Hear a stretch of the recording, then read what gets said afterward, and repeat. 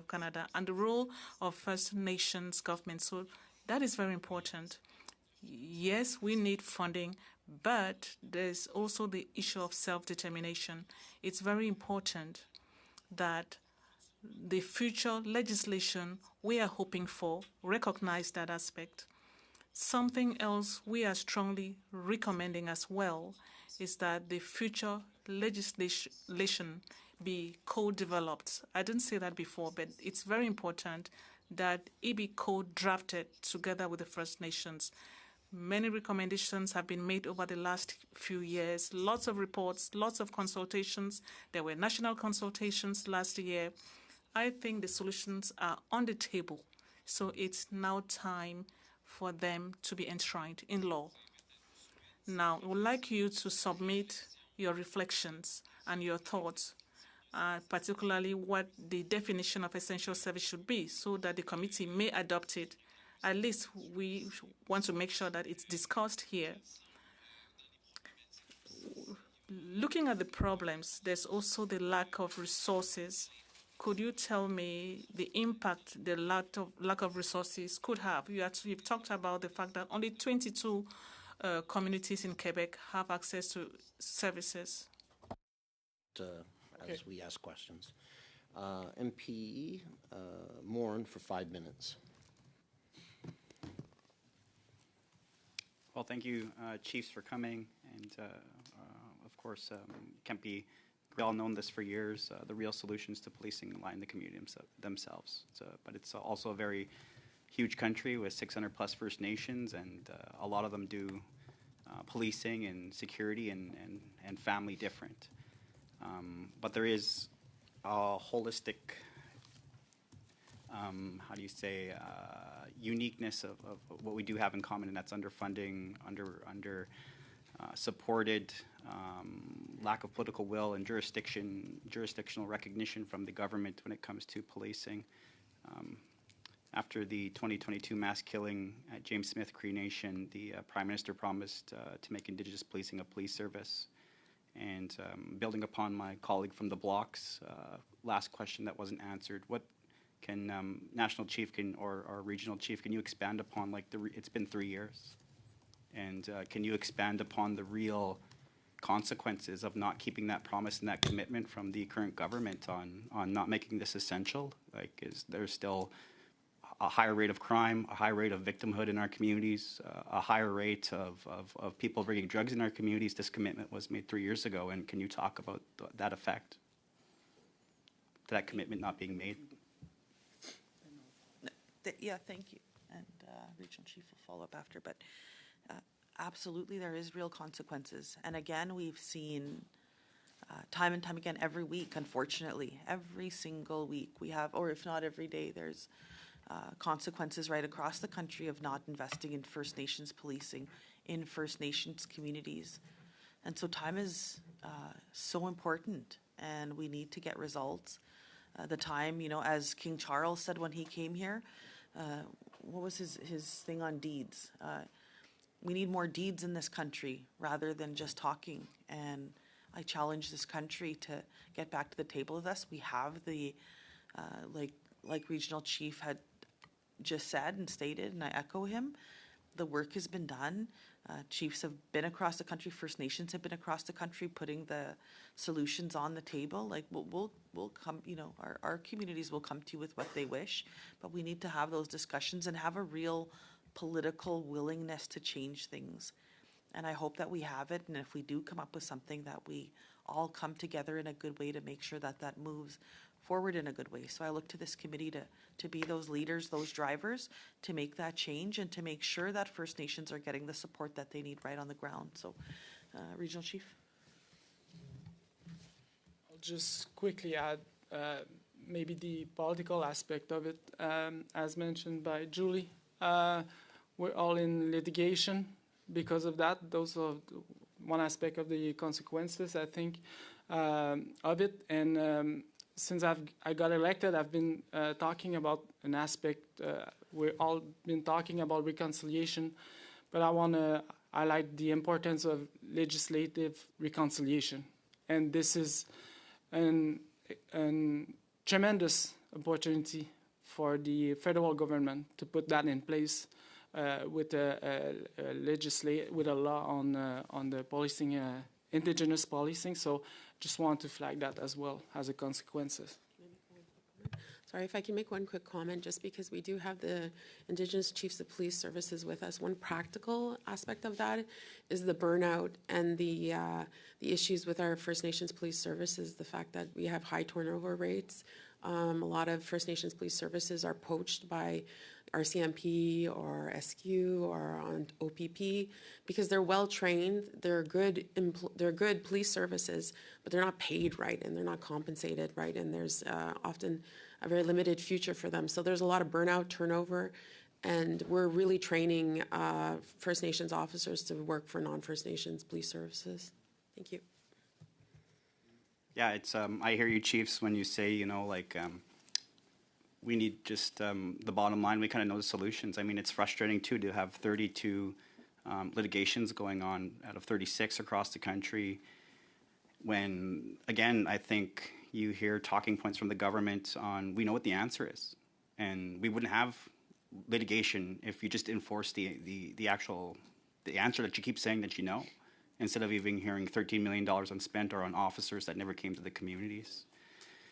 You know, when it comes to these issues, it's extremely frustrating to hear. You know, and this is a more holistic thing too as well when it comes to justice reform and justice in the communities. We've see communities like Kainai 2 weeks ago doing their own justice system, the Yukon First Nations doing their own justice system.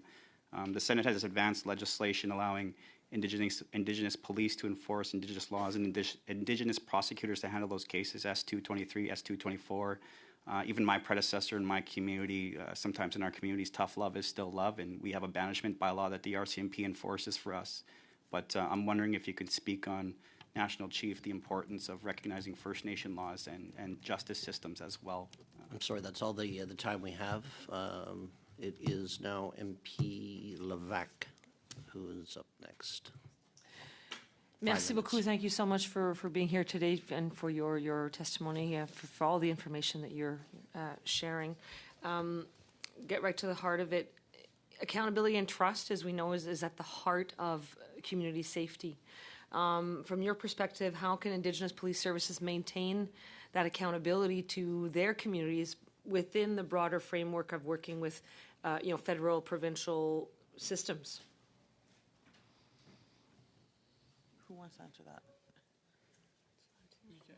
You may go, Julie, and I'll follow. Well, I mean, the Indigenous police services themselves are accountable to communities the way it currently is. If it was better funded, there would be better governance and oversight, but there isn't right now. It's an underfunded program. But nevertheless, the accountability is the fact that these are our own community members that are serving us and also accountable to us. So there is that built-in sort of system of accountability. But definitely, in terms of looking at legislation, there would be if it was legislated as an essential service, there would be legislative standards with respect to governance in there included as well. Can you also expand a little bit on the recruitment retention piece that you were mentioning earlier? What can this government, federal governments and provincial governments do that are supporting this in order to help the situation with regard to recruitment and retention? Fund equitably. I think I can only say it so many times, fund equitably. Yeah. Right now, currently, the funding model is that the federal government goes to the province and says, hey, what's your 48%, and we'll throw in our 52. So the province decides it's X amount for so many officers. It's probably under what's needed, but that's what they're going to put in. And so the feds come in and say, okay, well, we'll do our 52%. And it's constant situations where, as Regional Chief said, First Nations are putting in money for infrastructure, for equipment, for training, all of that. How much time do I have? Can I add? A couple of minutes. Okay. Can I add one element specific to our region about training? I think it is. I really want to highlight this. I think I mentioned it in my speech, but in Quebec there's that specificity about the languages, and I'll put it that way, maybe close to half of the communities, the working language is English, the other half is French. So because of I'll say it that way as well, the systemic barrier of the languages, it's real tough on the training for the English working communities. And I mentioned those systemic barriers with Quebec, and I think they have an important responsibility to play into this as well. Une dernière question d'abord. One last question. One moment, please. Question for you, Chief Ferrobal. Quebec has a lot of collaboration with several Indigenous police forces. Which of those partnerships should inspire a federal legislation on Indigenous police services? Thank you for the question. One of the solutions is to have around the same table the federal government, the provincial government, and the First Nations governments to work on this tripartite issue or collaboration that exists between the governments.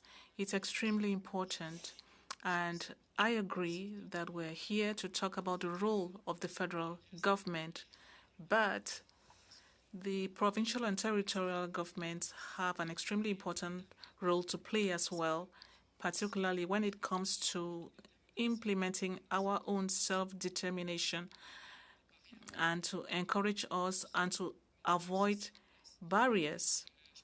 So I'm calling on you all to work together on this issue, of course, with the federal government. Thank you. 2.5. Mr. Lumiere, you have 2.5 minutes. Thank you, Chair. Chief Veropol, Quebec made some progress through the VN Commission, but many of the recommendations depend on funding from the federal government. What has the federal government since that report? At the same time, to ensure police services, does it take a law and not a program? We know that 48 million was not spent by the program, according to figures provided by the Auditor General. What are the barriers? Je peux répondre seulement pour la perspective I could speak from the perspective of the First Nations. We are ready to sit at that table. As I told Madame Lavac, I think it's extremely important to come back with this tripartite table between the federal government, provincial and territorial governments, and First Nations government, because very often we have bilateral relations between the Indigenous government and the federal government and so on, and Canada and the provinces, but you don't have the three parties sitting together at the same table. That's an important issue in this relationship. I think all players should be at the same table at the same time. That's very important. I hope that is a recommendation that the committee makes. I know I may be repeating myself. It's important to have a bill recognizing our police services as essential services, and all this should be co-developed with all First Nations. This is a holistic view. We talked a bit about it, the importance of education for future police officers in recruitment and retention. For retention, we also need resources because there's burnout, because there are very few officers. After 7-8 years of being a police officer in a community, there's a danger of burnout. So these are all the issues that have to be considered. Well, I understand that there was a project. I don't know if it still exists. So I don't know if they were able to meet. There was a project in Abitibi, Tamiskabeng. We are still waiting for news on that. Thank you very much for being here. We could have gone on for hours and hours, but my time is up. Thank you very much. Presenters, that was very helpful for the study, and thanks to the committee. And Cindy, thank you very much for leading the cheer on the Blue Jays. I echo your sentiment. Go Jays, go! And with that, Brendan. There was a question from my colleague, Mr. Moran, left on the table, as it were, and I wonder whether we could ask for a written response to that question. In writing, please. Thank you. Merci. Okay. All right. Now I see nodding heads. Adjourned.